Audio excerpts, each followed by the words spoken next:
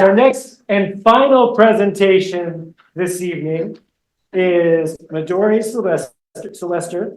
Midori is a double major in environmental studies and economics, and she's currently pursuing departmental honors and also graduating in June cum laude with a 3.9 GPA.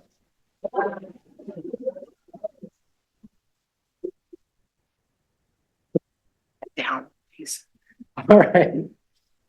So she's in addition to all of her academic studies, she's also been interning at a wealth management firm by day and bartending by night. Nice. And if this does not sound like the plot line to Cocktail with Tom Cruise, I don't know what does, right?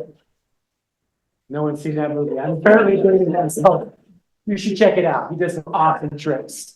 Any of those things? No, not yet. All right. All right. So Midori sits on the economics undergraduate board and tutors in the economics department. She recently wrote an article for the quarterly publication of the Society of American Foresters based on the research that she'll be sharing with us today. Yeah. The title of her presentation is Carbon, Communication, and Climate, How We Can Reach Net Zero with Less Than 1,000 Acres. Her host organization was Northwest Natural Resource Group, where her site supervisor there was Rowan Braybrook. And her faculty advisor from the department from the program on the environment was Aaron Gilbert. So let's give it up for Midori. Yeah. Okay, can you hear me? Cool. Okay, home stretch here, guys. Before we finish up, I think that we should maybe take a quick trip to Hawaii. Yeah. As we're boarding our plane, I'd like to bring a few things to your attention. Each of you traveling round trip from Seattle to Oahu emits 1.5 tons of carbon dioxide, which is equivalent to the CO2 emissions released from using 153 gallons of gasoline. But what if I told you our trip to Hawaii doesn't have to impact the environment at all? As we rise above Washington, miles of forest land cover the ground all over the Pacific Northwest. How can we take advantage of our highly productive forest land, whose biological function is to sequester carbon from the atmosphere? The carbon market exists for this sole reason. Each metric ton of carbon dioxide sequestered by a forest can be sold in the market as a carbon credit. Our trip to Hawaii, then, would cost us 1.5 carbon credits and would cancel out our climate impact. But the forest land in the Pacific Northwest needs to be enrolled in the carbon market for a transaction like this to take place. And unfortunately, this isn't quite happening. Nearly 30% of forest land in Washington state is owned by private landowners, which equates to roughly 6 million acres of land. Integrating private landowners into the carbon market, especially those located in the Pacific Northwest, is imperative to advancing climate mitigation strategies. Throughout my capstone, I questioned what role communication plays in effectively dispersing complex and largely inaccessible information regarding carbon market opportunities to Pacific Northwest landowners. For clarity, the carbon market is the general space in which carbon programs function, where carbon projects work within programs to provide opportunities that landowners can opt into.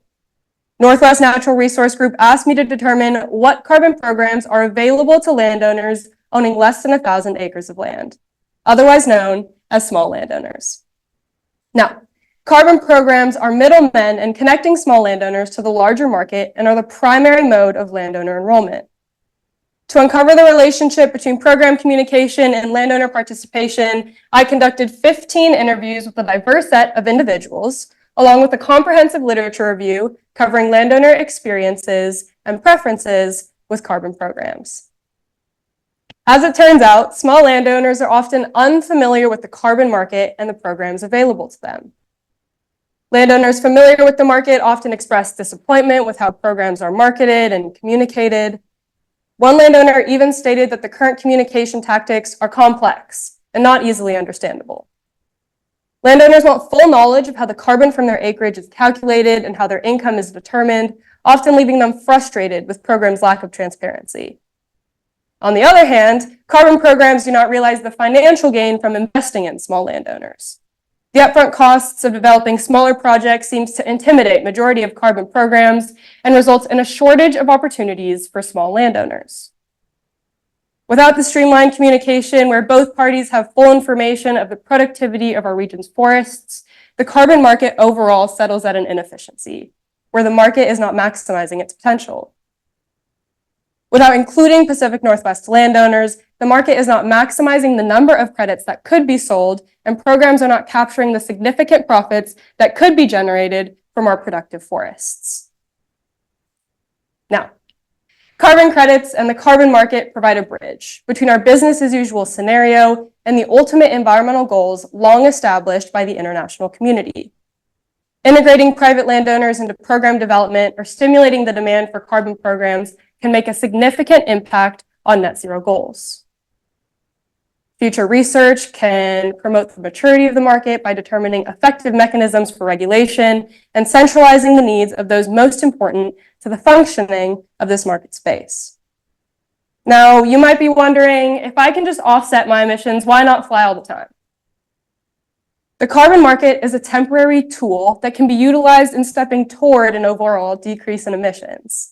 Bringing small private landowners to the table can ensure the community providing these offsets to you cares equally, if not more, about our forests and the environment.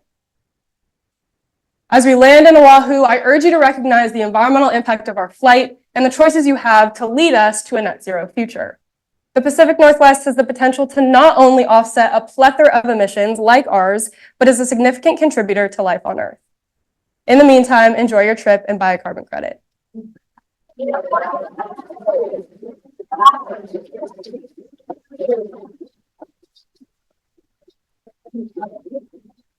I'd like to take a moment to thank my wonderful site supervisor, Rowan Braybrook, my amazing faculty advisor, Aaron Gilbert, all of the interviewees who agreed to have a conversation with me, Seth Zuckerman and Andrea Watts for their wonderful and very extensive writing, edits, and peer review. Gustavo for allowing me to shadow him for a day, all of the friends and family who have supported me and are here today, especially my Auntie Tutu, happy birthday.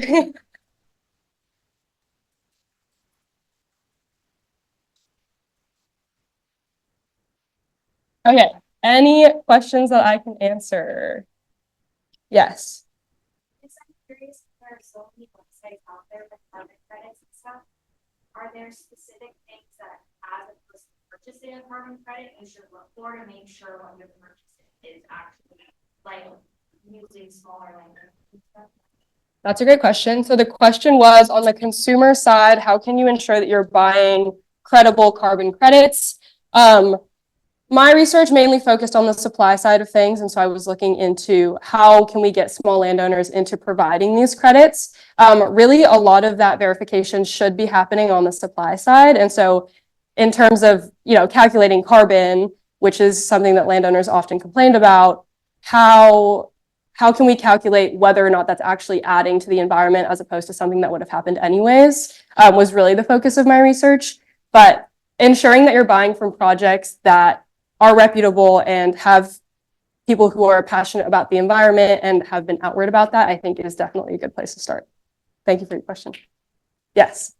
Do you see your efforts as a way to further encourage the commoditization of our natural resources, or do you see incorporating small forest owners as a negative? Can you repeat your question one more time for me? Do you see the incorporation of small landowners as a way to encourage the commoditization of our natural resources, or is it a net good? Should they be left alone, or is this an encouraging thing? I think that the question was, is incorporating small landowners commodification of our natural resources, or is it more of a net good that maybe should be left alone? Okay. I think that incorporating our natural resources in a way where we are taking care of our resources, sustainably managing them the way that these small private landowners are doing is a positive and is a way that can not only benefit our environment, but also get us towards a net zero goal that we've been trying to aim for. I think that incorporating economics and the environment is a really great way to start, and also a way to generally address the issues that we've been facing in terms of addressing the environment. I think that those are two things that tend to conflict, which is why your question is such a great one. Yes. But yeah, so I just kind of, I've learned like a lot of things about like carbon credits being like an issue.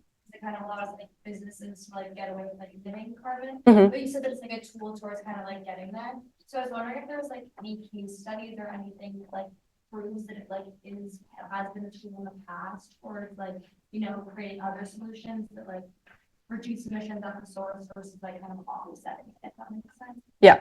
This is another great question, and this is something that was definitely a focus of my research and that I felt a lot of conflict about going through my research. The question was, are carbon credits actually effective, I think was the core of that question.